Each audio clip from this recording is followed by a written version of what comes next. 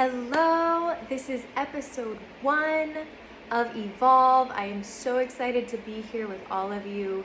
What is Evolve? It is a series of talks and an open dialogue about bringing us from pain to peace, from trauma to triumph, from worry to faith, and touching on all of those aspects of our inner world that we can transform through tools that we will discuss here.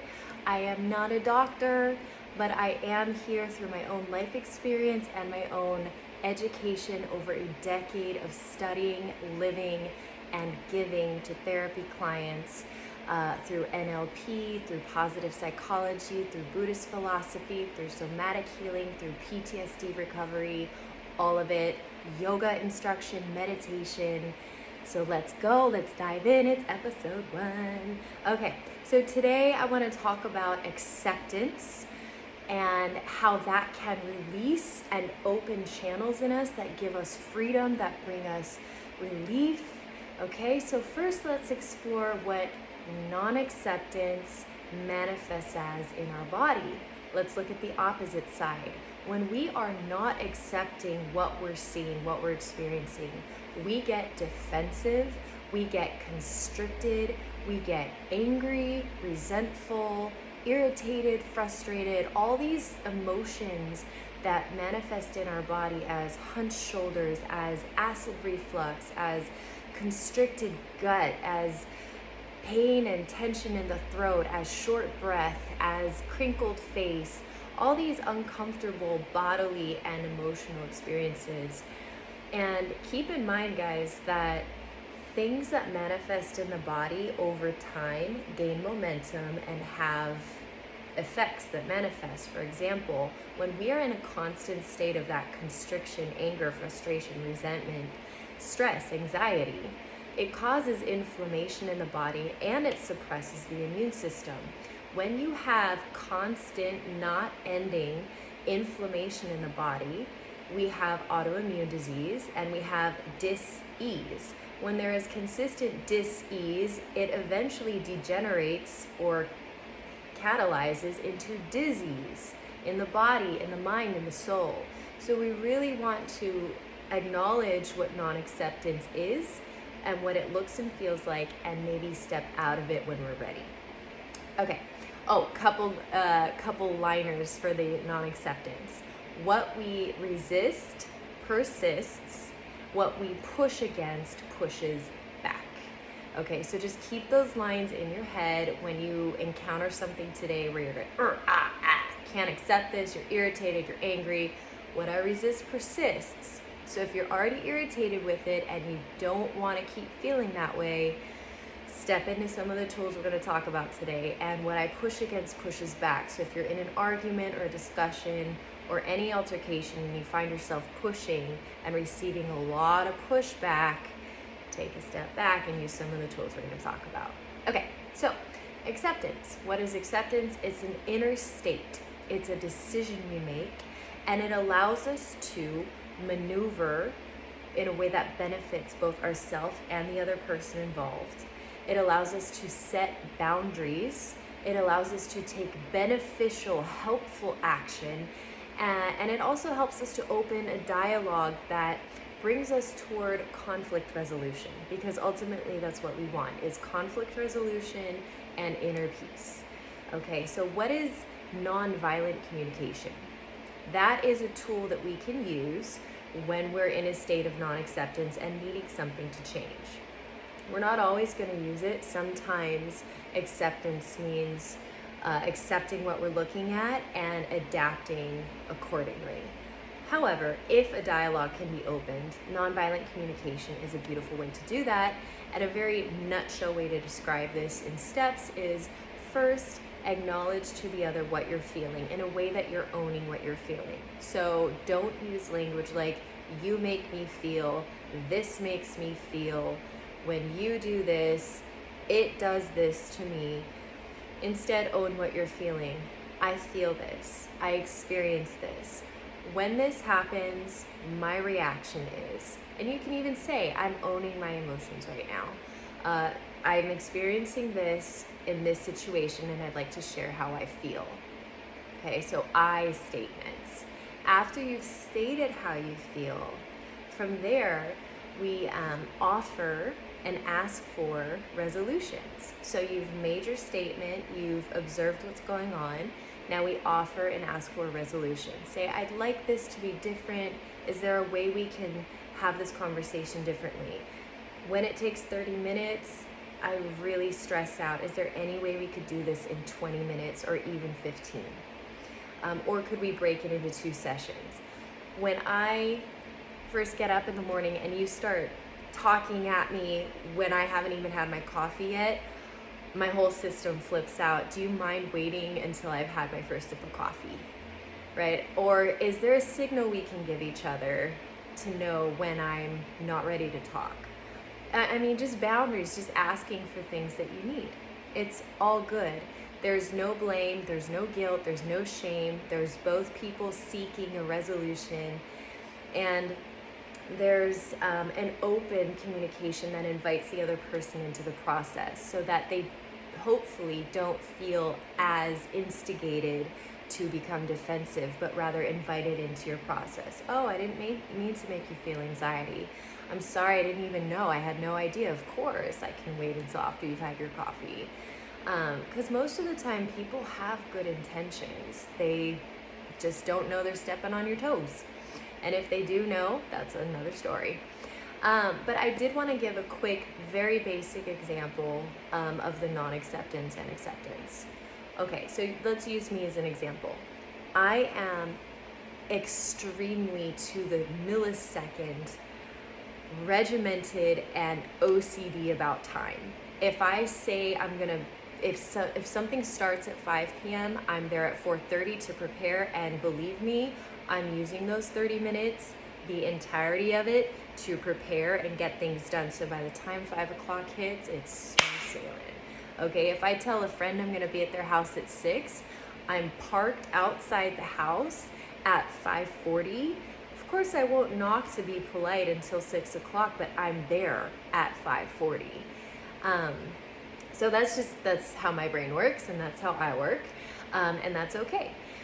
My dad, if he says he's going to be here at 3:30, he's going to get here at 4:15.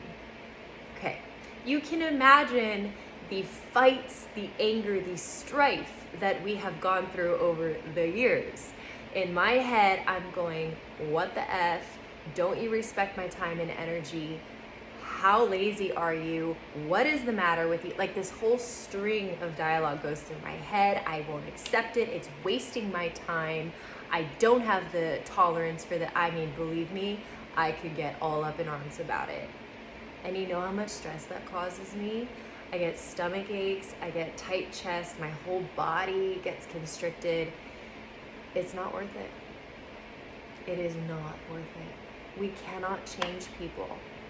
And unless people want to change something about themselves, they're not going to. It's not our job to change them. It's our job to figure out harmony, harmonic living with myself and with those around me. So, for the dad thing, when we set a time for 3:30, for example, I know he's going to be at least 30, if not 45 minutes late. So what I do is I make sure I have a window of time, and if I only have an hour, I only have an hour. And I tell him, I say, I have 3:30 to 4:30. I'll meet you there. And if you're late, I got 15 minutes with you. And then I go. That's setting a boundary, and there's no anger involved in it, and I don't have to be resentful. I let him know I have this hour. I'll see you when I see you. If I have to leave at that time, I go.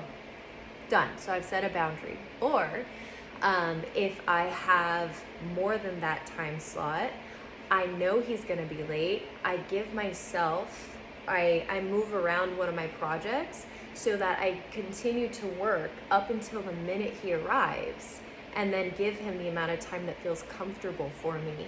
The minute I start to feel resentful or like, oh my God, too much of my time is being taken, I cut it off kindly and firmly.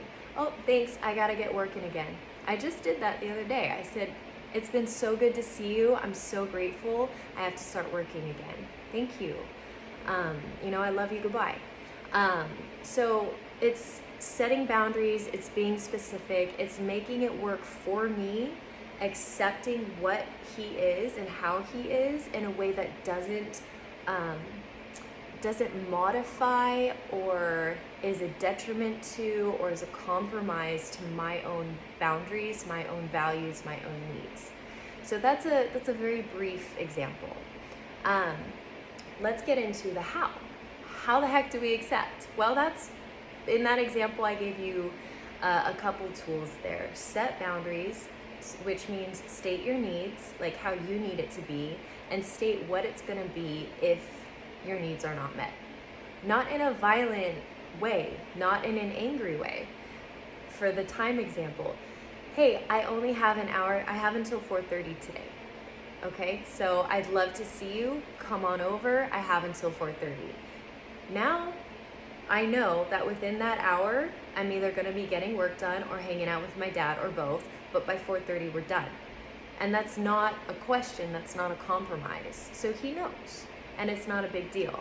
And of course, if somebody fights against your boundaries, we don't have to fight back. It's not a negotiation. If somebody gives attitude or feels threatened by a boundary, it's okay.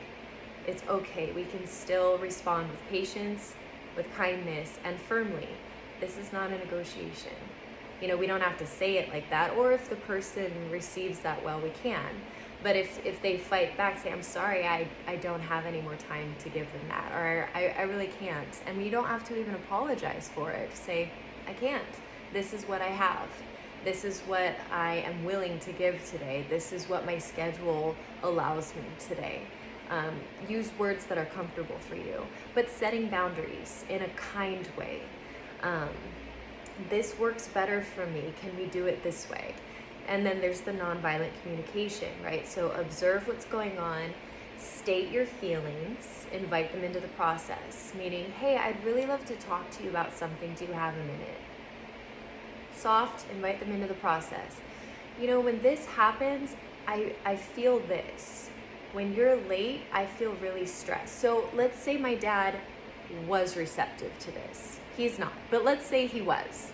I could tell him, hey, you know, when you're late, I feel unvalued. I feel like you don't care about my time and energy. I work 7 days a week. I'm scheduled back to back. Some of my best friends don't hear from me for days, and I'm giving you an hour of my life and you're throwing it away like it doesn't matter. It really stresses me out, and that's what goes through my head when you're late, and I just wanted to share that with you. And I was hoping maybe we could try to work on it together, or, you know, maybe, and if I could help you too. So there's an option of me saying, hey, come hang out with me at 2:45 when I really mean 3:30, and if you show up early, great, but would that help you if I gave you a time that gave you a 30-minute, window?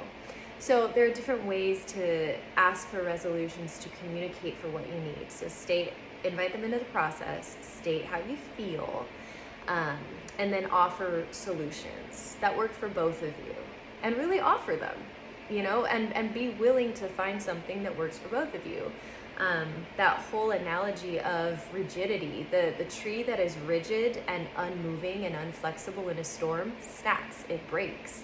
The tree that is flexible and moving and able to flow with the wind and bend comes back into alignment and withstands any storm. And that's kind of how it helps us to be in life in general.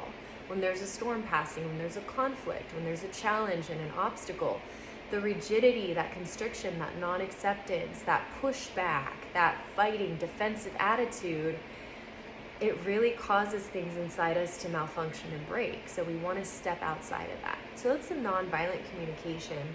And then the last thing I wanted to touch on was decide how you want to feel and decide how you want to show up.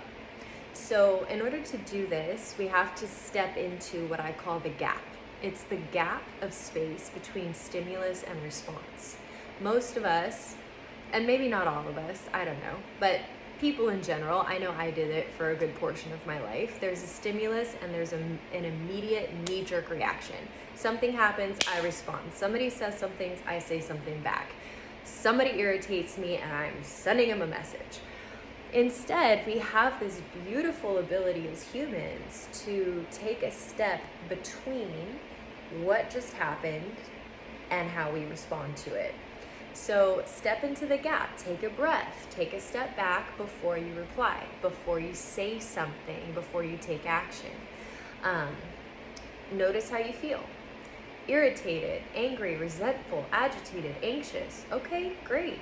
Accept it. Accept what we're willing to feel can heal. And this is why. Because if you're willing to feel it, then you can take a step back and go, okay, I see the anger, I see the resentment. How do I want to show up? And how do I actually want to feel? Well, I actually want to feel graceful, confident, peaceful, joyful. I want to feel loved. I want to feel valued. Okay, well then let me love and value myself and let me show up here boldly and courageously. How do I want to show up? How do I want to feel? So take a step into the gap, notice how you feel, and then decide how you actually want to feel and how you want to show up with some grace, with some power, with full sovereign command over who you are in this world and the energy you deliver, what your character is. One of the greatest ways to do this, and I'll do a whole other talk on this, is to decide beforehand what your values are and what your standards are. If you know what you value in this life and you know what your standards are for yourself, that can become your identity. You can live that as your identity. And as we know, what people identify with, they live up to no matter what. If that's their identity, they're going to make it happen. That's unquestionable, it's unbreakable. What is malleable is your identity. How you show up in this body avatar, in this personality, in this lifetime.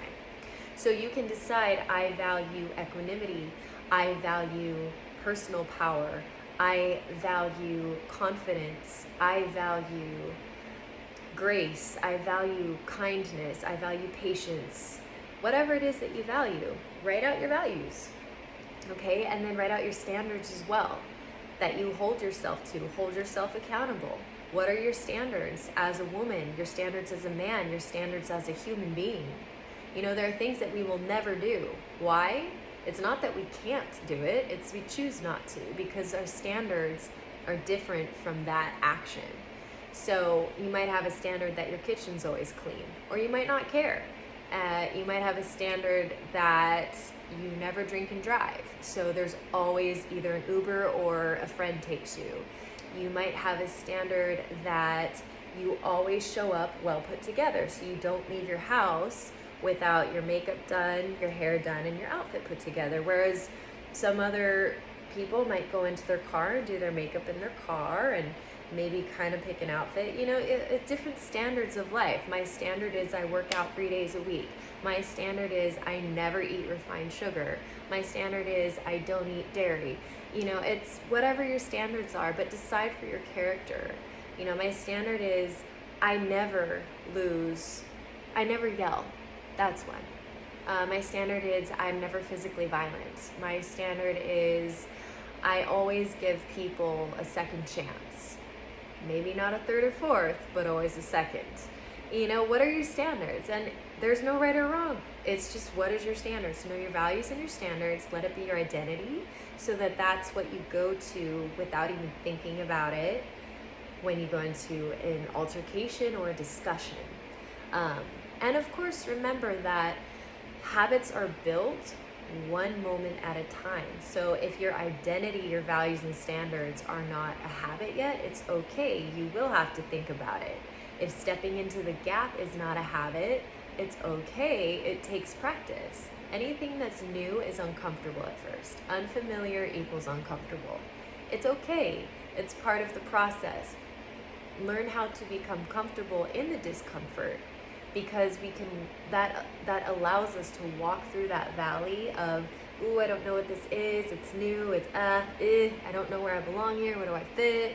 And finally you find your place. So be consistent, keep at it, and teach yourself teach yourself how to step into the gap, how to take a breath, how to learn nonviolent communication, how to know your values and your standards, how to set boundaries with kindness, with patience, and with firmness, unassailable, unquestionable, and work on your acceptance. So that's our talk on acceptance. Remember, what you resist persists, what you push against pushes back, and just know how you want to feel and how you want to show up in this life. That's all under that umbrella and that bubble. I hope this helps. I hope it was a great talk for you and that you got some nugget of inspiration, motivation, and truth out of it. Please like, please subscribe if you're called to. Please comment. I really do want this to be an open dialogue. Ask questions, add your own 2 cents, share a story, make requests, whatever it may be. I would love for this to be a community interactive dialogue. Otherwise, you guys, I'm so grateful. I'm so excited. Thank you so much for joining me. Big hugs. Have an amazing